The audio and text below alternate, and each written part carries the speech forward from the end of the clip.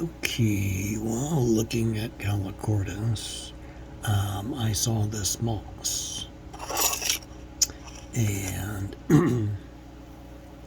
it would be kind of sort of easy to disregard it as a some sort of tortula, like the Tortula ruralis, but it's a lot more robust.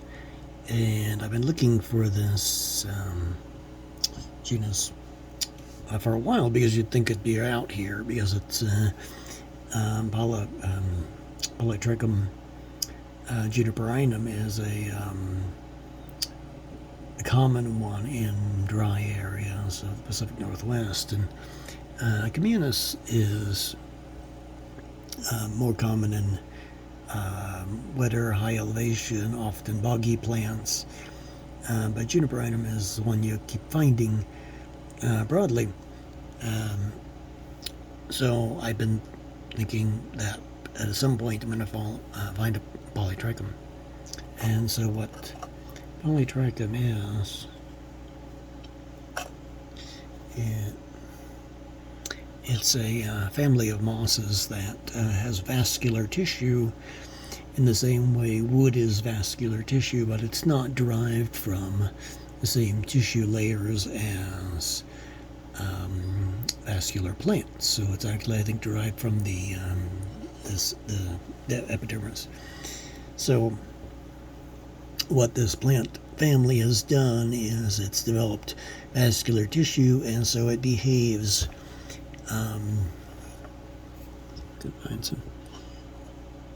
behaves a little bit like a vascular plant. You can actually see some, let's see if I can do this. There's some rhizoids here, root-like structures that the plant absorbs nutrients and transports it to the leaf through these hydroids and leptoids, which is the equivalent of the xylem and phloem in vascular tissue. So what this does is, under the microscope, if you were to take these leaves and cut them in half and look at them, it would be a little bit different. It wouldn't be multiple layers that you see in vascular plants. It's actually more like a feather, like half of a feather. I don't have my book, but this particular moss family is worldwide. It produces the biggest mosses, period. And some of them get upwards of feet tall in places like New Guinea. This is certainly not one of those. But this is the moss that's used in Japanese gardens and so forth. So this has been hydrated, so it doesn't look like what you'd expect necessarily, but it's small, which is common for a moss, but not necessarily for this plant family. This is going to be a very large plant family, or very large plants in this plant family. So it has, when it dries out, it has a haline awl. So in other words, the leaf tips have white hairs on them, and I haven't found any fruiting bodies, so I think it's a bit stressed, and it is remarkably short.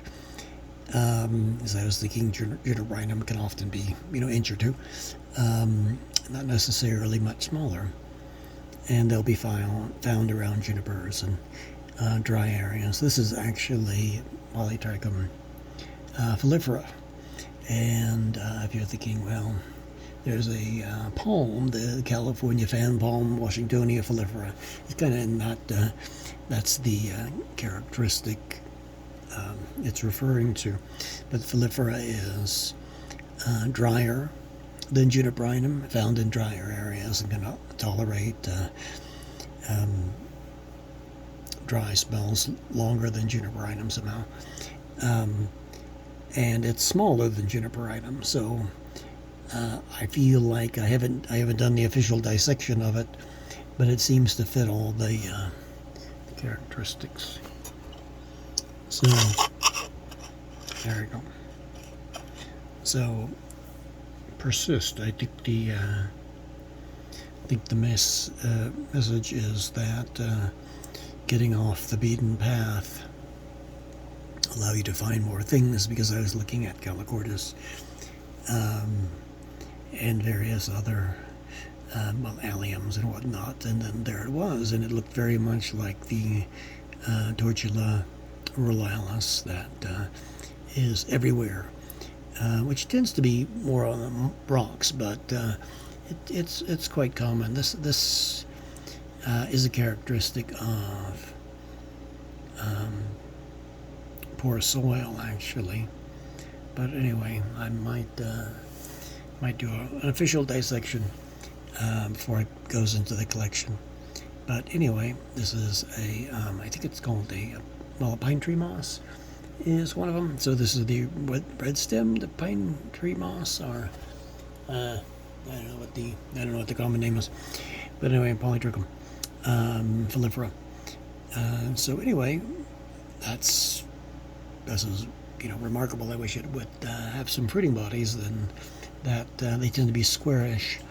So, but lo and behold.